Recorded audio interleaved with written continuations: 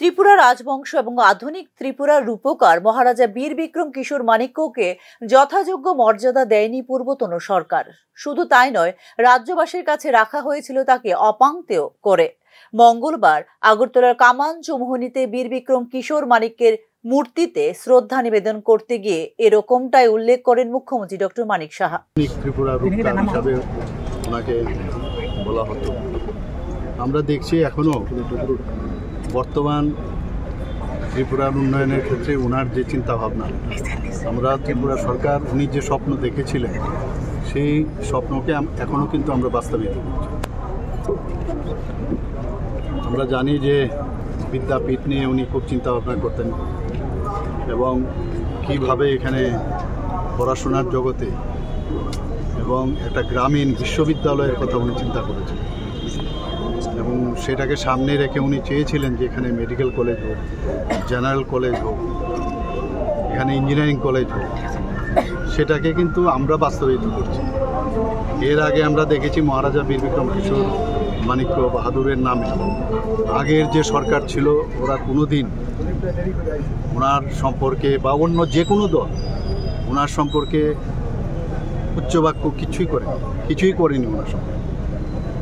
এবং উনি যে ত্রিপুরার জন্য যা কাজ করে গেছেন সেটাকে যাতে মানুষ না জানতে পারে তারও ব্যবস্থা কিন্তু ওনারা করেছেন। কিন্তু মাননীয় 2018 সালে ত্রিপুরার সরকার প্রতিষ্ঠিত হবার পর যথাযোগ্য মর্যাদা দেওয়া হয় ত্রিপুরার রাজবংশ এবং বীর বিক্রম কিশোর মাণিক্যকে। তার কীর্তি জানা উচিত গোটা রাজ্যবাসীর বলেও উল্লেখ করেন মুখ্যমন্ত্রী ডক্টর মানিক সাহা। 18তে প্রতিষ্ঠিত হওয়ার পর আমরা যেভাবে মহারাজাদের বা মহারাজা বীর বিক্রম কিশোর মাণিক্য বাহাদুরকে আজকে 117তম ওনার জন্মবার্ষিকী, আমি বলবো যে ওনাকে শ্রদ্ধা তো নিবেদন আমরা করছি, পাশাপাশি সমস্ত ত্রিপুরাবাসীকে আমি বলবো যে ওনার যে কীর্তি এবং উনি যা করে গেছেন ত্রিপুরার জন্য সেই সম্পর্কে মানুষ জানুক। আমরা অনেক কথা যদি বলি, ত্রিপুরাতে one of the oldest airport উনি সেটাকে স্থাপন করেছেন। ত্রিপুরাকে সুন্দরভাবে সাজিয়ে তোলার ক্ষেত্রে 1942 সালে আগরতলার বিমানবন্দর স্থাপন করেন মহারাজা বীর বিক্রম কিশোর মাণিক্য বাহাদুর। শুধু তাই নয়, শিক্ষা এবং সংস্কৃতি বিস্তারের ক্ষেত্রে এমবিবি কলেজ স্থাপনের মতো গুরুত্বপূর্ণ সিদ্ধান্ত নিয়েছিলেন মহারাজা বীর বিক্রম কিশোর মাণিক্য বলে এদিনের অনুষ্ঠানে উল্লেখ করেন মুখ্যমন্ত্রী ডক্টর মানিক সাহা। প্রতিবেশী রাষ্ট্র বাংলাদেশে দাঙ্গায় শরণার্থীদের ধর্ম, বর্ণ, জাতি নির্বিশেষে ত্রিপুরার মাটিতে আশ্রয় দিয়েছিলেন মহারাজা বীর বিক্রম কিশোর মাণিক্য।